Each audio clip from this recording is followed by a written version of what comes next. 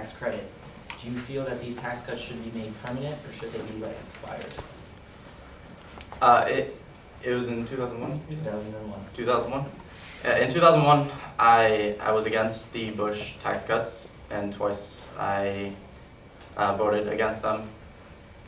It was because these taxes, they were geared more towards bigger corporations, and the higher class was getting more benefit than the middle class. I believe in tax cuts that'll help more middle class instead of the wealthy being more wealthy. I wouldn't make them permanent. You can't make, I wouldn't make tax cuts permanent. You don't know what our country's gonna face. And if we have a need to raise taxes again, it's something we'll have to do. The benefit of our country comes before the benefit of the individual. Mr. Obama, Senator Obama, would you like to have your understudy replace you for a little bit because are you feeling okay? Yes, please. I know your stomach. He's had a stomach virus for a few days and his foot is hurt, so we have an understudy for him to come in. Shane?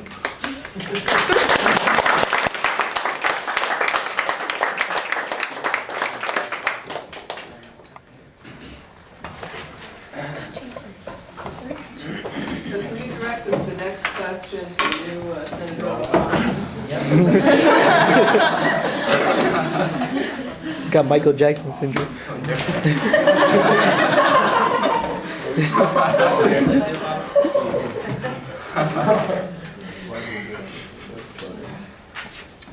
California recently petitioned the EPA to allow the state to enact stricter emission standards for automobiles in California.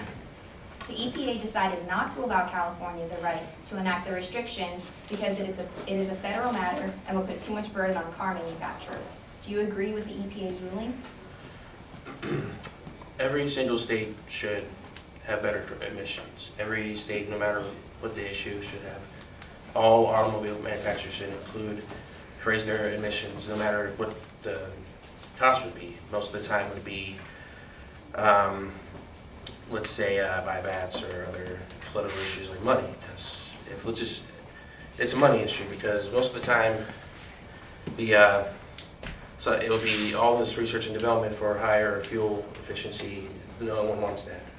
Okay, so let's say if just one state doesn't want to do it because we don't want to do it with it, that's not right. Every single automobile manufacturer should have a higher fuel efficiency standards. It should go up pretty soon. I hope by at least 2020 it should at least double what the current one would be, and we should have more research and development for that. Repeat the question.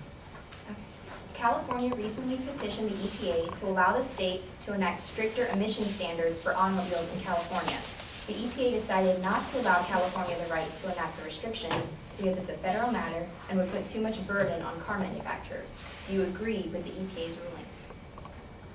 I do believe that we need to have a cleaner environment and we do need to restrict our emissions. However, in the case in California, it was saying that the people need to have cleaner. Okay. You know what, I'm going to strike that question because that's kind of an esoteric subject matter. I don't even know what the candidates' positions are on California emissions. So let's go with kind of a broader question. Maybe one for the audience. I'm trying to save you guys. Whoa, that's a hard question. Appreciate it. Somebody have a question for you? What are you guys gonna do about gas prices?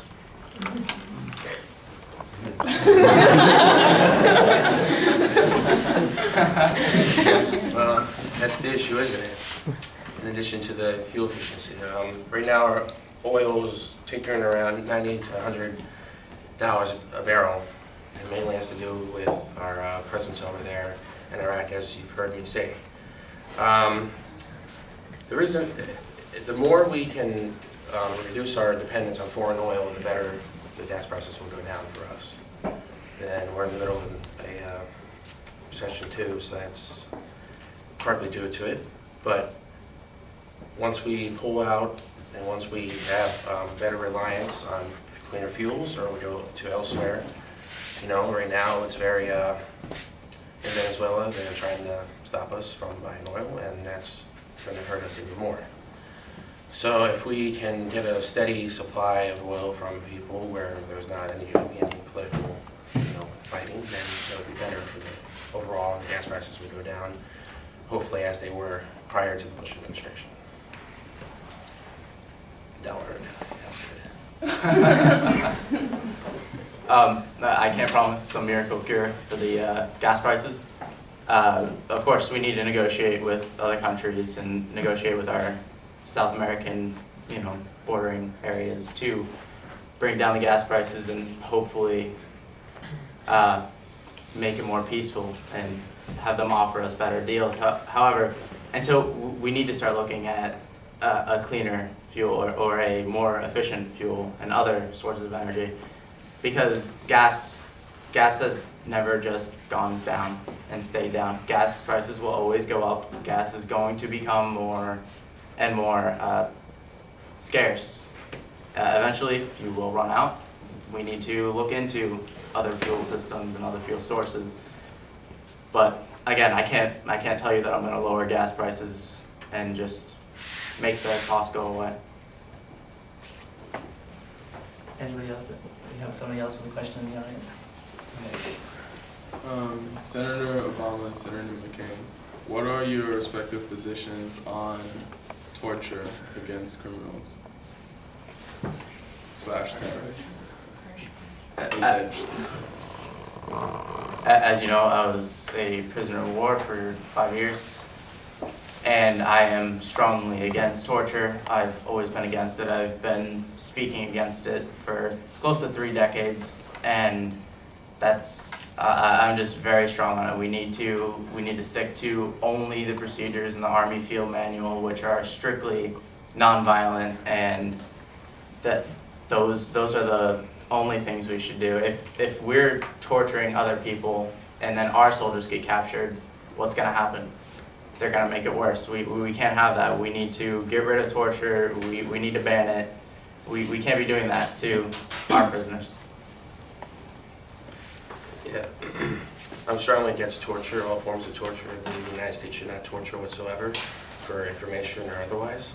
I'm strongly against waterboarding for obvious purposes. And if the Congress would finally go and admit that waterboarding is torture, I'll be a lot happier and have people more informed. I also think that it's kind of hypocritical to say that we might be torturing some people when, for example, let's just say we were waterboard someone, and let's just say what if some Iranians took our troops and they waterboarded, would that be illegal?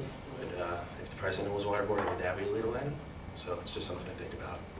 But torture should be illegal, especially waterboarding. This question will start with Senator Obama. One of the primary powers of the president is to act as commander-in-chief, and that has been very cloudy since the Constitution and now with the War Powers Act. If a country like Iran were to attack us tomorrow and the intelligence community found out about it, would you attack, or would you ask Congress to declare war so you'd have the right to attack? I'll ask Congress to declare war. We cannot do what we've been doing for the nearly past 30 years. It's just not going to work. It's very shaky. We'll be there. It doesn't set the terms for any kind of withdrawal. It sets up Congress with it. It's just, we have to have Congress to make a formal declaration of war. We haven't done that since World War I. So until we have to ask Congress to declare war. Okay, Senator McCain, what's your position? Repeat the question, please. One of the primary powers of the president is to act as commander-in-chief, and that's been cloudy since the formation of the Constitution, and with the passage of the War Powers Act, it became cloudier. So if the intelligence community learned tomorrow that a country like Iran was planning to attack us, would you attack their military facilities, or would you ask Congress first? I don't believe that we can let the procedure necessarily get in the way of our safety. If Iran or a country with such high power were going to attack us, my first priority is to protect this country and protect its people. I can't go to Congress and ask them and wait for the whole entire process and get attacked. Look what happened with